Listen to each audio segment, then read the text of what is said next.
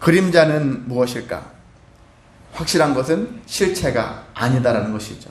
결코 실체가 아닙니다. 그래서 그림자만 가지고서는 정확한 것을 알 수는 없고, 그래서 불안정하다. 불안전한 요소가 많은 게 그림자의 모습입니다. 한편으로는 그림자를 통해서 알 수 있는 것은 실체가 반드시 있다라는 얘기죠. 실체가 없으면 그림자가 없지만 실체가 있으면 반드시 그림자가 있다라는 것이거든요. 여러분도 우리가 아파트를 우리가 분양받기 전에 보면은 사람들이 견본주택이라 하잖아요. 모델하우스 이렇게 하지 않습니까? 이것도 일종의 그림자예요. 이것을 통해서 나중에 실제 지어질 아파트의 모습을 상상하는 거죠. 그런데 그런 것과 같이 이 세상의 모든 구조는 이런 것 같은 그림자의 모습과 실체의 모습이 어우러져 있는 거예요. 근데 신앙생애도 마찬가지입니다. 신앙생활도 이런 그림자의 세계와 그리고 실체의 세계가 같이 공존하고 있다는 것입니다. 그러면 우리가 어떻게 볼 거냐? 구약에 있는 이 내용들은 신약의 내용들의 그림자라고 할 수 있는 거거든요. 그래서 우리 한 예를 설명한다면은 구약에 여러 가지 현상들이 있죠. 여러 가지 일들이 있어요. 그런 것들이 어떤 것을 얘기하느냐 하면 결국은 다 신약의 어떤 실체에 대한 예표다. 한 예로 유월절, 구약에서는 유월절 엄청 중요하죠. 유월절 절기를 되게 중요하게 지켜야 되는데 유월절 어린 양의 피가 있어요. 근데 그 피가 결국 신약 시대로 넘어오면 뭘로 됐습니까? 예수라는 피.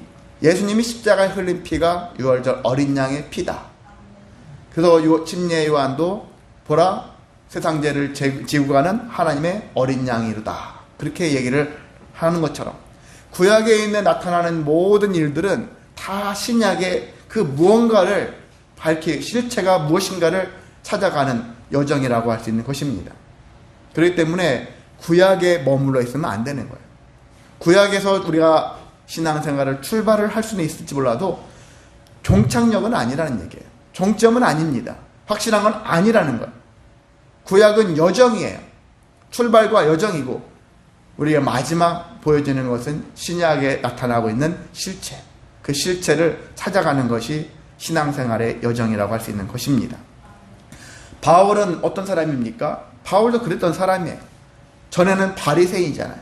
그 누구보다 공부를 많이 한 사람이고 구약의 모세오경을 비롯해서 많은 공부를 했던 사람이에요. 구약을 쫓았어요. 그림자를 쫓았던 사람이에요. 그림자를 쫓아갔는데 그림자를 쫓다 보니까 때로는 하나님이 원치 않는 일들, 세상이 바뀌어가고 있는데 여전히 그림자 안에 갇혀 있어요. 그렇게 했었을 때는 어떤 일을 합니까? 예수 믿는 자들을 잡으러 다니는 사람이 되어졌던 것을 볼 수 있습니다. 구약의 그림자를 쫓았는데 실체를 믿는 자들을 잡으러 다녔던 일들을 하는 사람이 됐다는 얘기죠. 말도 안 되죠? 왜 그렇습니까? 그림자 안에 갇혀 있기 때문에. 그 실체를 알려고 몸부림쳤겠지만 여전히 그림자 안에 갇혔지만 그가 부활하신 예수님을 만나면서 그 실체를 비로소 알아챈 것이죠. 그래서 그 은혜가 너무나 커서 그림자의 인생이 아니라 실체를 아는 인생이 됐으니까 삶이 확 바뀔 수밖에 없잖아요. 그림자를 더 이상 쫓을 필요가 없는 거예요. 실체를 쫓아야죠. 그래서 실체를 찾았고 믿었고 실체를 많은 사람들한테 전파를 하면서 살아간 거예요. 자기의 목숨까지도 내어놓고 하나님께 대하여 충성을 다하면서 했던 것을 볼 수 있습니다. 자, 바울이 그런 모습을 우리들에게 보여주고 있잖아요. 말씀 속에서 보여주고 있지 않습니까? 그러면 바울 이후에 모든 교회들이 어떻게 살아야 되죠? 바울이 가르친 대로 살아야 되지 않겠습니까? 근데 여러분이 솔직하게 톡 까놓고 얘기해서 세상의 많은 교회들을 보세요. 무엇을 향해서 가고 있는가? 무엇을 쫓고 있는가? 실체를 향해서 쫓고 있는 교회들도 상당히 있지만 여전히 그림자를 쫓고 있는 교회들도 상당히 많다라는 거예요. 그림자만 쫓으면 안 되는 거거든요. 그림자를 통해서 실체를 향해서 가야 되는 신앙의 여정을 살아내야 되는 것이거든요. 그런데 그렇지 못하고 여전히 그림자만 쫓는 그런 신앙. 골로새 교회, 바울이 골로새 교회에다가 편지를 썼잖아요. 당시에도 그런 사람들이 존재해요. 어느 세대든지 간에 과거든지 현재든지 미래적으로도 여전히 그림자만 쫓는 그런 사람들이 분명히 존재할 겁니다. 근데 저와 여러분은 실체를 알았잖아요. 그럼 실체를 쫓아야죠. 왜 그림자를 졸졸 쫓아갑니까? 실체를 쫓아가야지. 바울이 골로새 교회에다가 편지한 내용도 결국 그런 얘기예요. 예수님에 대한 이야기가 그 어느 편지보다도 더 강하게 예수님이 어떤 분인지 강조하면서 이 편지를 쓰고 있지 않습니까? 왜 그러냐면 실체가 드러났는데 여전히 그림자에 갇혀있는 사람들을 보니까 바울 입장에서 답답한 거예요. 한심한 겁니다. 그런 마음들, 저도 같은 마음을 가지고 이 시간 여러분한테 지금 선포하는 거예요. 오늘날 교회들을 보면서 여전히 그림자 안에 갇혀있는 교회들을 보면서 너무나도 마음이 답답해요. 힘들어요. 그런 교회들 너무 많기 때문에. 자, 고린도 교회 안에 어떤 교회들이 있습니까? 어떤 사람들이 있었습니까? 대표적인 두 부류들이 있었어요. 첫 번째는 율법주의를 표방하는 유대인들. 예수를 믿긴 하지만 예수보다 여전히 구약의 그림자에 갇혀있는 사람들. 이 사람들은 무엇이 중요합니까? 구약의 옛날부터 전통적으로 내려왔던 것들. 자, 남자들은 8일 되면은 할례를 받아야 돼. 아브라함 때부터 시행했던 일들인데, 이건 우리가 하나님의 자녀라는, 하나님 백성이라는 상징이기 때문에 반드시 받아야 돼. 구원의 상징처럼 여기는 거예요. 할례를. 하나님이 시행하라 아브라함을 통해서 그 이후의 자손들한테 시행하라 했지만 이게 구원의 상징은 아니거든요. 할례를 하면은 무조건 다 구원받습니까? 아닌 거예요. 육체 할례를 엄청 중요하게 여깁니다. 그리고 오늘 16절에 있는 말씀, 제가 골로새서 처음에 시작할 때 이 이야기 너무 잠깐 언급을 했거든요. 먹고 마시는 것, 절기, 초하루, 안식일, 이건 일종의 오늘 교회로 치면 교회 절기 행사예요. 성탄절, 부활절, 추수감사절과 같은 이런 행사들이에요. 초하루나 같은 경우는 어느 교회에서는 월상 예배 이렇게 해요. 월상 이래가지고 매월 1일날 먹기 1일날을 첫날을 하나님께 드린다 하여서 이렇게 정해놓고 그것들을 지키는 거. 그거 안 하면은 무슨 문제가 생기냐? 너희는 왜 이거 안 해? 너희는 이단 아니야? 오히려 비판하고 비난하는 그런 일들을 얘기하고 있는 거예요. 근데 바울은 반대로 얘기하죠. 왜 먹고 마시는 거, 절기, 초하루, 안식일 이런 것들을 하지 않았다 해서 비난하고 비판받는다 했을 때 너희들이 비난받고 비판을 받을 이유가 없다라는 거예요. 안 하는 것보다 하는 게 나아요. 그런데 이것을 반드시 절대시하고 이거 하다가 그림자 안에만 갇혀 있으면은 잘못된 거거든요. 이런 것을 왜 합니까? 그림자의 과정을 갖다가 실체를 발견하기 위해서 이 일들을 하는 거거든요. 그런데 사람들은 실체를 발견하고 싶은 마음은 없어요. 그냥 그 자체를 하는 거야. 예전부터 내려왔으니까, 전통적으로 내려왔으니까 그냥 하는 거예요. 그리고 안 하는 사람들 보면 너 왜 안 하니? 이렇게 비난하는 거예요. 여러분, 엄밀히 말해서 이런 거 안 하고도요 예수님 만날 수 있어요. 더 중요한 것은 예수님을 만났냐 안 만났냐거든요. 실체를 발견하고 실체와 함께 하고 있는지, 이게 더 중요하잖아요. 이런 것들의 마음보다는 왜 그 교회는 그거 안 한대? 이런 얘기들을 더 많이 할 때가 있다는 얘기죠. 안 그렇습니까? 성도들도 그런 얘기 하죠. 교회들마다 비교해서 어떤 교회는 이거 하는데 어떤 교회는 이거 안 해. 근데 목회자들이 더 심하죠. 더 많이 심해요. 그래서 왜 저 교회는 저 안 해? 이것도 안 해? 저것도 안 해? 이렇게 얘기하는 교회도 있어요. 안 하는 것보다 하는 게 더 좋다고 분명히 말씀드렸는데, 중요한 것은요, 하든 안 하든 우리의 마음가짐이 어떤 것을 향해서 가야 되는가. 그림자 안에 갇히지 말라는 얘기예요. 그림자를 뛰어넘어야 되는 거예요. 실체를 발견해야 하는 그런 과정, 그런 과정을 살아가야 하는 것이 더 중요하다는 것입니다. 그래서 오늘날 그게 더 중요한 것입니다. 다른 데 하나 안 하나 이것은 그냥 비교할 수는 있어요. 비교는 해요. 왜? 하고 안 하고의 문제니까. 근데 그걸로 인해 가지고 비난하든지 비판을 하지 말라는 얘기예요. 이게 바울이 분명히 우리에게 얘기하고 있지 않습니까? 자기가 하다 보니까 자기도 옛날에 한때는 비난하고 비판했던 사람이에요. 그런데 실체를 만나고 나니까 아, 이게 다 그림자였구나. 이게 중요한 게 아니구나. 바울이 그걸 깨달았던 거거든요. 그런데도 불구하고 제가 이렇게 여러분 이런 설교를 했어요. 근데 여러분이 얼마 지나지 않아서 또 누군가를 비판하고 누군가를 또 판단할 거예요. 또 어떤 교회를 비판하고 어떤 교회를 또 판단하는 그런 마음을 가질 겁니다. 이게 인간이 그만큼 사악하고 간악하고 연약해요. 죄 가운데 더 많이 거하고 있다는 반증이기도 하기도 합니다. 그래서 저와 여러분은 그 누군가를 무언가를 비난하는 것이 중요하지 않아요. 정말 저 사람의 마음에 예수 그리스도가 존재하는가, 그것을 볼 줄 알아야 되는 것이죠.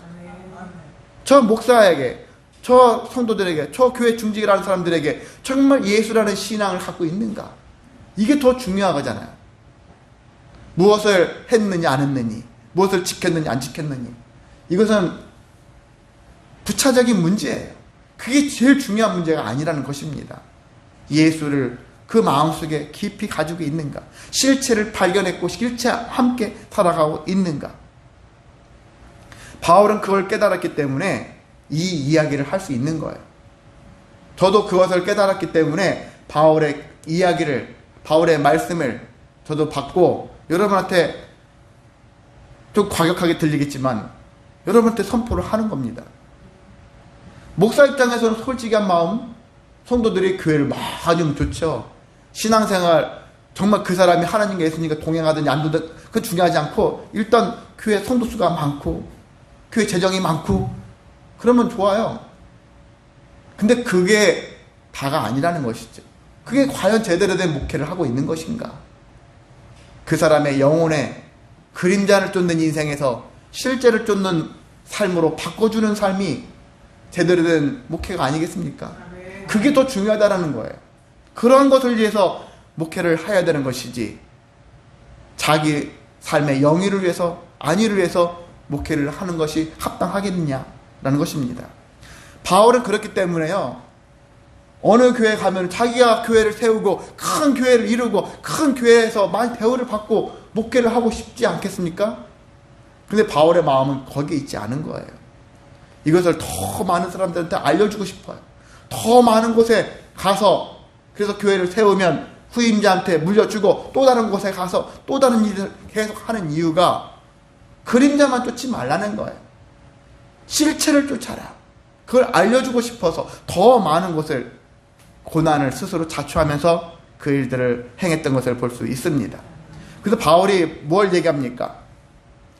사람들은, 그래, 유대인들은, 전통적 유대인들은 손으로 하는 할례, 그는 흔히 포경수술인데 이 일들을 사람들이 중요하게 여겼지만 바울은 뭐가 더 중요하다고 얘기했습니까? 11절에 보면 육의 몸을 벗는 행위라고 했는데, 육의 몸을 벗는다는 행위, 그래서 그리스도의 할례다 이 얘기했는데, 죄의 몸을 벗는 거예요.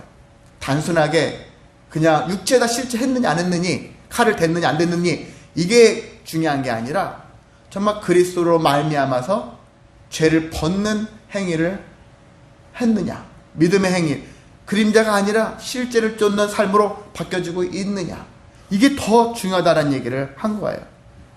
그리고 규례들에 대한 얘기도 있죠. 20절 보면 아래쪽에 세상에 사는 것 같이, 어찌하여 세상에 사는 것 같이 규례에 순종하느냐 라는 얘기하죠. 구약에 보면 많은 규례들이 있어요. 어찌하여 너희는 귤에 순종하는 것만, 이것이 곧 신앙생활이고 이것이 자기들이 뭐 살아가는 인생의 중요한 일들처럼 여기지만은 그거 하지 말라는 거예요. 그게 중요하지 않다는 얘기예요. 그래서 율법에 따라서 절기를 지켜야 돼요. 초하루날, 월상예배, 그리고 안식일, 뭐 이런 것들을 지켜야 됩니다. 이런 것들에 대해서 율법에 매여서 이걸 강조하고 있는 일에 대해서 바울이 그게 중요하지 않다. 무엇이 중요합니까? 율법엔 한계가 있다는 것들을 바울이 알았던 거예요. 자기가 그동안 누구보다도 율법을 공부를 많이 했던 사람인데 결론, 율법에는 한계가 있다. 한계가 존재한다는 것입니다. 율법의 가장 큰 유용은, 쓰임새는 죄를 알게 한다. 율법을 통해서 내가 죄인이다라는 사실들을 깨닫게 한다는 것. 그게 가장 큰 효용입니다. 두 번째는 뭐냐면은 율법은 그림자예요. 그래서 그림자인데 실체가 있다라는 사실들을 알게 준다. 그런 겁니다. 히브리서 10장 1절에 보면은 이런 말씀이 있죠. 율법은 장차 올 좋은 일의 그림자일 뿐이요. 참 형상이 아니므로 해마다 늘 드리는 같은 제사로는 나오는 자들을 언제나 온전하게 할 수 없느니라. 온전하게 할 수 없다라는 거예요. 이거 지키고 저거 지키고 막 열심히 지키느라고 힘썼는데 그렇다고 지키면서 내 삶이 변화되면 얼마나 좋겠습니까만 온전해지지 않는다라는 거예요.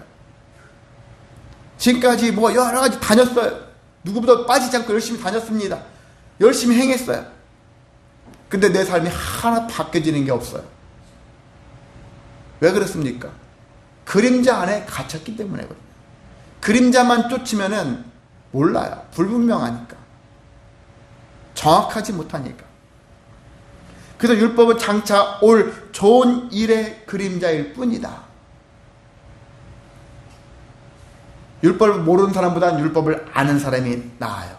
근데 율법만 아는 것도 잘못된 길로 가고 있는 증상이라고 할 수 있습니다. 율법을 통해서 우리는 더 나은 것을 향해서 나아갈 줄 아는 그런 마음을 품어야 한다는 것이거든요. 자, 이처럼 우리는 율법은요, 그림자 신앙을 갖게 합니다. 그림자 신앙에 머물게 한다는 것입니다. 근데 이 그림자 신앙을 갖게 되어지면은 폐단이 발생해요. 불편한 일이 생겨요.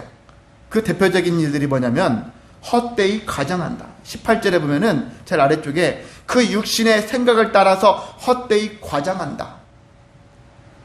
살다 보면 사람들이 과장하는 사람들이 있잖아요. 더 막 자기가 율법을 지킴으로 인해 가지고 누구보다 내가 더 잘 지켜. 내는 자기 자신에 대한 부분들을 뭐 과장을 해요.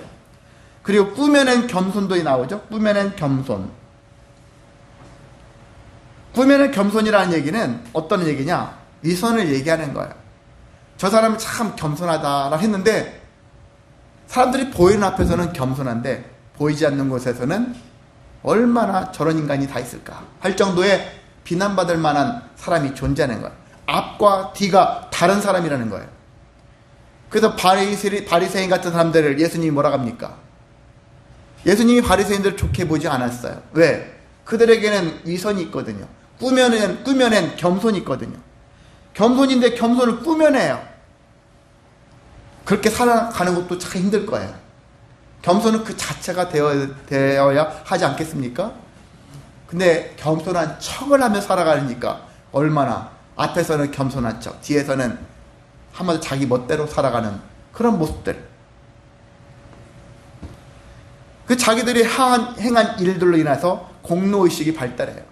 내가 말이야 이 교회를 위해서 얼마나 힘썼는데, 내가 이 율법을 지키기 위해서 율법을 얼마나 내가 지켜 살아왔는지, 자기 한 일에 대해서 공로의식을 얘기하고 있고요. 가장 큰 문제가 뭐냐면 18절에 있죠. 너희를 정죄하는 얘기 나오는데 정죄예요. 정죄. 나는 다 지켰으니까 나는 이렇게 겸손하거든 하면서 사람들을 너희는 뭐니? 정죄하는 것이죠.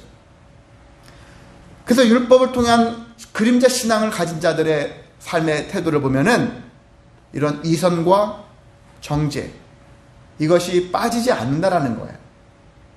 그래서 교회 안에 그런 사람들이 존재합니다. 그 사람들은 필경 분명한 것은 그림자 신앙을 가진 자들이다. 율법에 갇힌 신앙을 하고 있는 사람들이다 할 수 있습니다. 여기는 유대주의자뿐만 아니라 율법주의자, 또 반대로 영지주의자들이 있는데, 영적인 것, 보이지 않는 것들, 보이지 않는 것들 되게 얘기하죠. 남들이 보지 않는 것, 보이지 않는 것들, 그런 것들에 대해서도 강조하는 사람들이 있어요.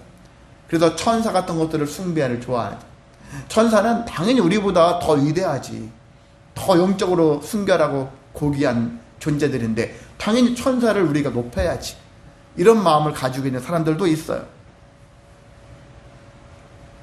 근데 이것도 또한 우리 히브리서 보면은 천사는 나중에 장차 우리를 수종 들 자들이다.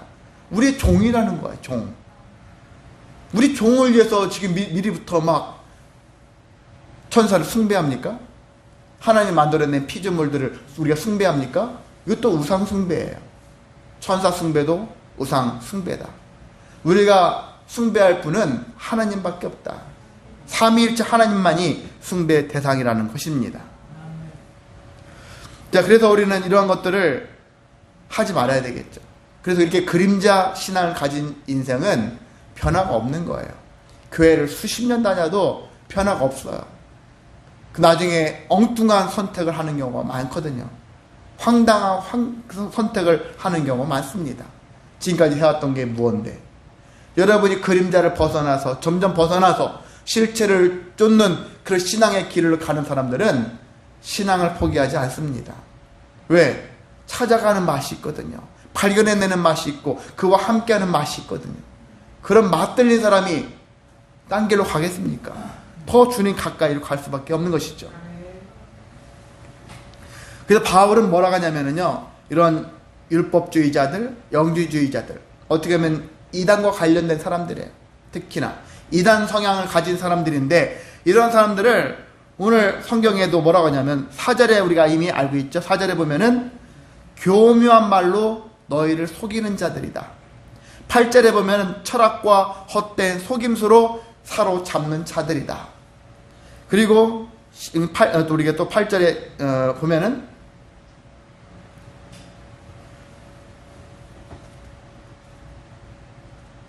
사람의 전통과 세상의 초동학문을 따르는 자들이다. 그렇게 얘기하고 있어요. 8절에 또 나와 있죠. 계속 이렇게 바울이 이걸 경계하라고 얘기하고 있습니다. 교묘한 말로 속이는 자들, 철학과 헛된 속임수로 사로잡는 자들. 사로잡히지 말아야 되겠죠. 근데 사로잡혀요. 사람의 전통, 옛날부터 내려왔던 것이 이게 더 중요하다. 거기에 매여 있는 사람들 있죠. 이 모든 일들은 하나님이 아니고서 세상의 모든 것들은 다 세상의 초등학문이다. 초등학문이라는 거예요. 고등학문이 아닌 거예요. 저는 어떤 생각이 드냐면은, 이런 일들을 행하는 사람들은 결과적으로 자기들은 옳은 길을 향해서 간다라고 믿겠지만은 하나님 보셨을 때는 그렇지 않아요. 바울이 봤을 때도 그렇지 않은 거예요. 잘못된 길로 가고 있는 것, 잘못된 길로 인도하고 있는 그런 모습들을 바울이 지적하고 있는 것입니다. 그래서 저도 오늘날 뭘 지적하냐, 이런 이단 사이비의 생각을 가지고 있고 그림자만을 쫓게 만드는 이런 사람들은 결국 사탄의 부역자들이다. 사탄의 부역자들이라는 얘기입니다. 사탄의 부역자들, 이 사람들은 나중에 심판을 받을 수밖에 없는 자들이라는 것입니다. 심판의 대상이라는 거예요. 왜? 오히려 잘못된 길로 인도하니까. 사탄의 부역자들의 인생도 결국 좋지 않습니다.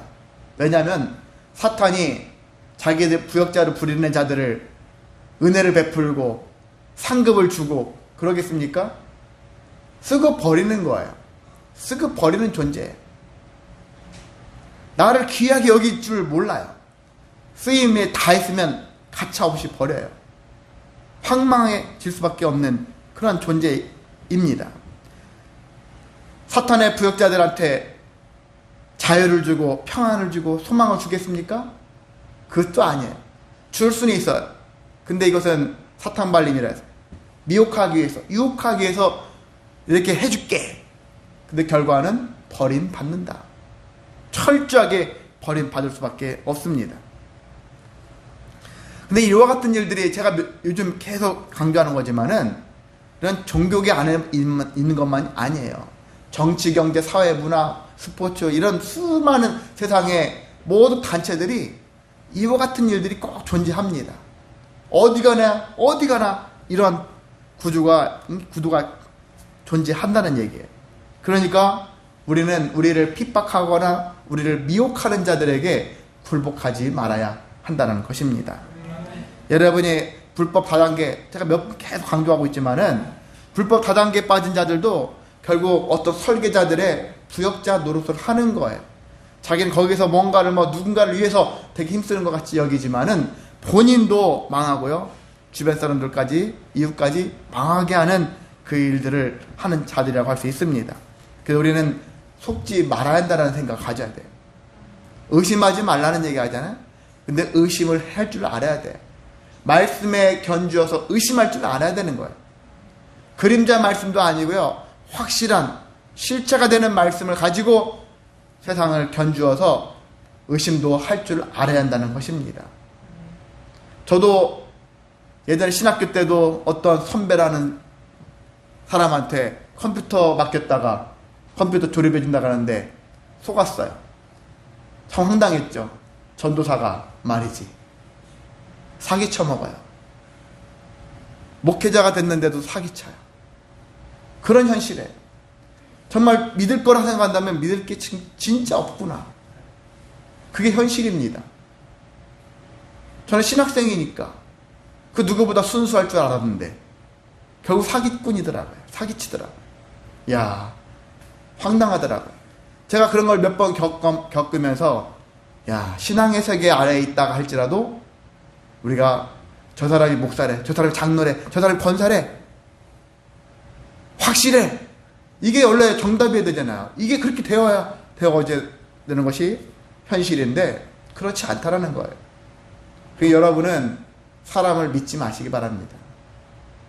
믿음의 대상은 하나님이고 사람을 향해서 뭐 할 때는 적당히 여러분이 어느 정도는 신뢰 관계가 있어야 되지만은 저 사람은 변치 않는 영원한 그런 마음을 가지고서 신실하게 살아갈 수 있다. 그렇지 않다. 때로는 여러분이 기업이 망하면 돈이 없으면 사람도 변하거든요. 그런 것과 같이 지금은 자체는 이 사람 현재 모습은 신실하게 보일 수 있어요. 그런데 영원하지는 않다. 그러니까요, 여러분이 더욱더 믿음은 하나님께만 두시기를 원합니다. 하나님만을 믿는다. 세상에 대해서 속지 않기 위해서 우리가 내 자신이 더욱 진리 안에 있으면, 실체 안에 있으면 우리가 덜 속을 수가 있다는 것입니다. 자, 세상은 계속해서 과거에도 속이는 사람이 있었고 미혹하는 사람이 있었고요. 오늘날에도 분명히 존재하고요. 앞으로 가면 갈수록 전 더 많다고 봐요. 요한계시록에 따르면 말세가 다가오면 다가올수록 속이는 자가 더 많아져요. 우리를 더 미혹하는 자들이 더 많습니다. 핍박하는 자들이 더 많습니다. 그래서 굴복하지 말자. 그럴 때일수록 우리는 더 참과 거짓을 온전히 구별하여서 잘 대처하며 살자. 이런 믿음을 가지시기를 원합니다. 이미 다 밝혀진 얘기지만 그렇다면 그림자가 아니라 이제 실체. 그 실체는 누굽니까? 맞아요. 예수 그리스도가 실체. 바울이 얘기한 거예요. 바울의 그러한 가르침을 따라서 우리도 야, 실체가 예수 그리스도 맞구나. 바울은 어떤 얘기하고 있느냐면은 9절에 그 안에는 신성의 모든 충만이 육체로 거하시고 너희도 그 안에서 충만하여졌으니 이렇게 나와 있는데 예수님을 얘기하고 있거든요. 그 예수님은 단지 마리아 한 여자를 통해서 태어난 인간에 지나지 않지 않습니까? 다른 사람보다는 조금 더 우수한 머리를 가졌고 생각을 판단을 가진 분 아닙니까? 이렇게 생각하는 사람들도 있는데 바울은 예수님을 뭐로 표현하고 있느냐면 완전하신 하나님으로 표현하고 있는 거예요. 육체를 힘입었지만은 그에게는 하나님의 신성, 그 하나님의 모든 충만함이 예수에게도 동일하게 존재한다. 그래서 하나님과 예수님은 같은 분이다. 완전하신 하나님이시다. 이렇게 바울이 소개하고 있습니다. 완전하시기 때문에 이 바울이 뭐라고 얘기했냐면은 죄 사함을 할 수 있다는 거예요. 모든 인류의 죄를 사할 수 있는 능력을 갖췄다는 것입니다. 예수님 다니시면서 너 오늘날 내가 죄를 사하노라. 바리새인들은 이해가 안 되죠. 네가 뭔데? 신성 모독이다. 죄를 죽여라. 그렇게 얘기했지만 예수님은 하나님으로서 죄를 사하신 거예요. 너의 죄를 사하노라. 죄를 사할 수 있는 분은 하나님밖에 없다는 건 맞아요. 그러면 곧 예수님은 하나님이시라는 것입니다. 하나님만이 죄를 사하실 수 있다. 그렇게 하신 거예요. 그래서 하나님이 그러한 능력을, 예수님이 그런 능력을 갖추셨고요. 여기 보면은 십자가로 통치자들, 권세자들, 악한 영을 얘기하고 있는데 악한 천사들을 얘기하고 있어요. 그것들을 다 무력화하고 구경거리로 삼으시는 분이다. 승리하신 분이다. 이렇게 예수님이 그런 분이시다라는 얘기를 하고 있습니다. 그래서 아까 그랬잖아요. 히브리서 10장 1절에 율법은 장차 올 좋은 일의 그림자인데 참 형상이 아니라겠는데 참 형상은 곧 예수님이시다. 그리고 해마다 늘 드리는 같은 제사로는 나오는 자들을 언제나 온전하게 할 수 없지만 참 형상이신 예수님은 온전하게 하실 수 있다라는 거예요. 그래서 제대로 된 신앙생활을 하면은요, 그래서 여러분의 인생이 바뀝니다. 인생의 변화가 올 수밖에 없어요. 그것 때문에 우리는 그림자로 드리는 제사는 온전해질 수 없지만 복음으로 하는 제사는, 복음으로 하는 예배는 우리가 온전해지고 있다는 거예요. 그래서 여러분이 제대로 된 복음이 충만한 예배, 복음으로 인한 예배, 복음으로 말미암은 예배를 온전히 드려지게 되어지면 여러분의 삶이 분명한 것은 변화가 옵니다. 온전해지고 있습니다. 그러니까 복음이 가득한 풍성한 예배를 여러분이 계속 드려야 되는 거예요. 쉬면 안 되는 거예요. 세상이 아무리 힘들어도 복음을 쉬면 안 되는 거예요. 복음 아래 갇히기를 원합니다.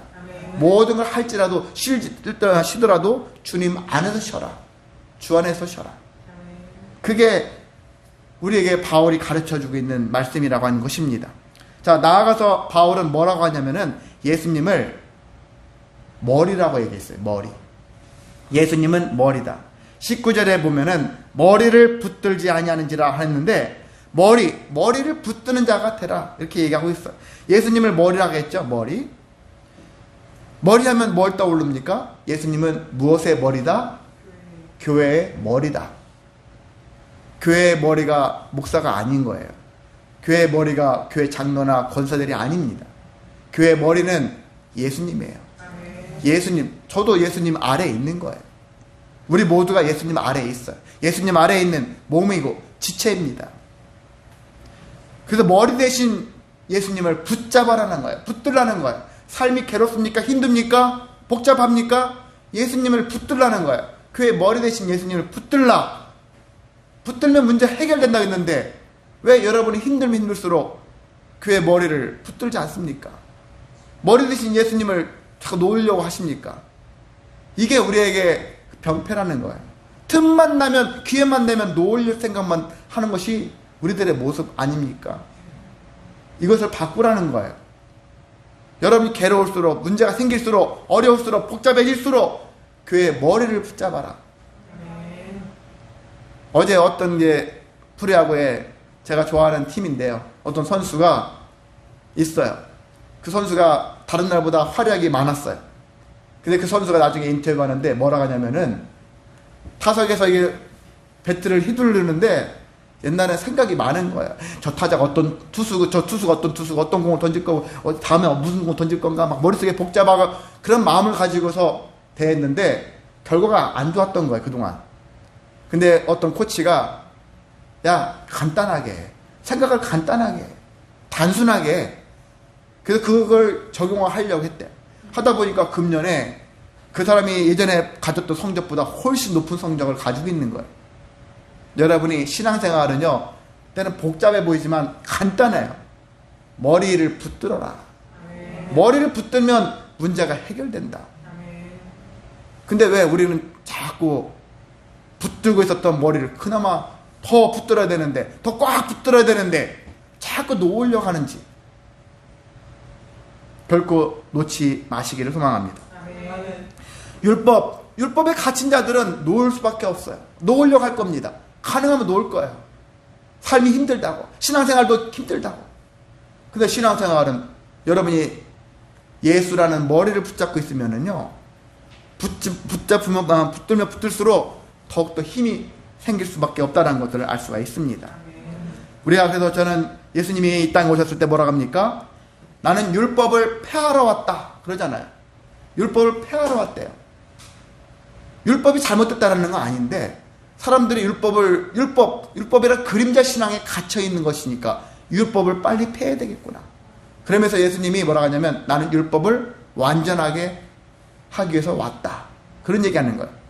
그림자 신앙에서 이제 예수라는 실체로 바뀌어지는 이 신앙을 갖게 하는 것이 완전한 신앙, 완전케 되어지는, 율법을 완전하게 하는 일이라는 것입니다.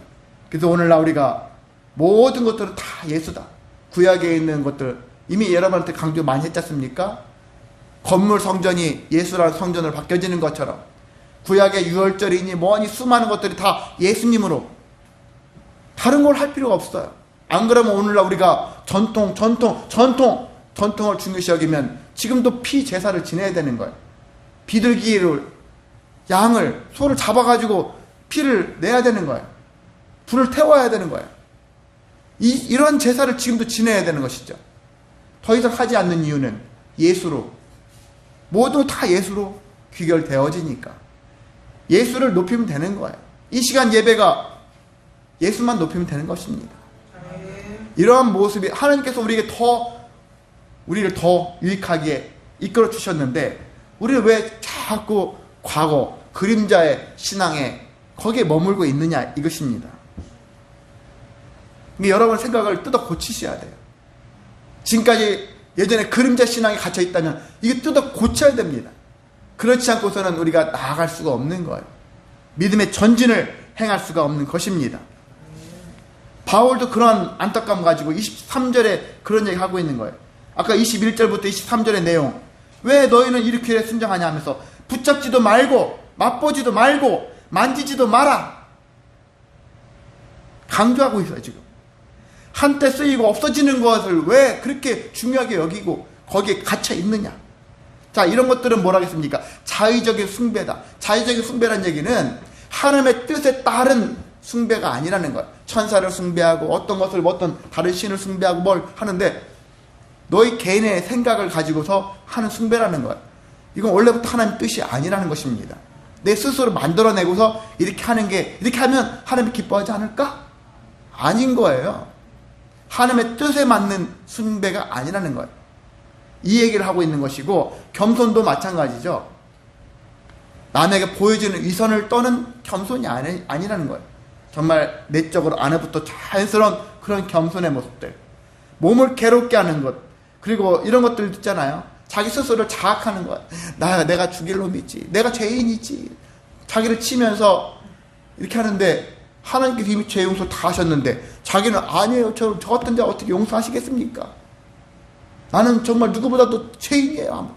하나님이 용서하셨다 하는데도 자기는 용서받지 못했다고. 이게 겸손입니까? 실체를 못 만난 증거예요. 그림자 신앙 안에 갇혀있는 증거예요. 율법 아래에 사로잡혀 있는 증거입니다. 이걸 뛰어넘어야지만이 제대로 된 신앙의 세계로 나아갈 수 있고 예수님을 맛볼 수가 있는 것입니다. 그래서 그림자에 목매지 말라는 거예요. 교회의 머리를 붙잡으라는 것입니다. 교회의 머리를 붙잡으면은 어떤 현상이 발생하느냐? 놀라운 일이 생기는 거예요. 온몸이 머리로 말미암아서 마디와 힘줄로 19절에 있죠? 공급함을 받는다라는 것입니다. 새 힘을 받는다. 새 능력을 받을 수 있는 삶을 살 수 있다라는 것입니다. 그러니까 우리가 할 수 있는, 해야 할 일은 무엇이죠? 6절과 7절에 있는 말씀이에요. 결과적으로 너희가 그리스도 예수를 주로 받았으니, 예수님을 주로 시인해야 되겠죠. 나의 주인이십니다. 라고 시인을 해야 되는 거예요. 그리고 그 안에서 행하라는 거예요. 먹든지 살든지 죽든지 뭐든지 다 하든지 다 주를 위해서 하라. 주 안에서 하라. 주님 안에 거하시기를 원합니다. 주님 바깥에 나가면 여러분이 엄청난 그런 유익이 있을 거라 생각 드십니까? 그렇지 않은 거예요. 당장은 유익하죠. 아, 나는 되게 좋은 데 가고 좋은 거 먹고 있고 몸 마음이 편하네? 그럴 수 있을 거라 생각 드십니까? 그렇지 않아요. 결코 그렇지 않습니다. 주님 안에 있었을 때가 평안하고 행복하고 감당할 수 있는 능력, 새 힘이 생기고 능력이 생기고 승리자가 되어질 수밖에 없다는 것입니다. 지금이 아니라 먼 미래까지 포함하여서 주님 안에 거하심으로 주님 안에서 행하시기를 소망합니다. 그 안에 뿌리를 박으시기를 원합니다. 그 안에서 그분으로 인해서 세움을 입으시기를 바랍니다. 교훈을 받고 믿음에 굳게 서서 감사함이 넘치라고 그렇게 바울이 우리에게 권고하고 있는데 그렇게 하시기를 소망합니다. 그림자에서 벗어나시기를 원합니다. 실체이신 예수 그리스도로 말미암아서 우리가 더욱 성장해 가는 믿음의 삶이 되시기를 주님의 이름으로 소망하고 축복합니다. 다 같이 일어나셔서 찬송가 516장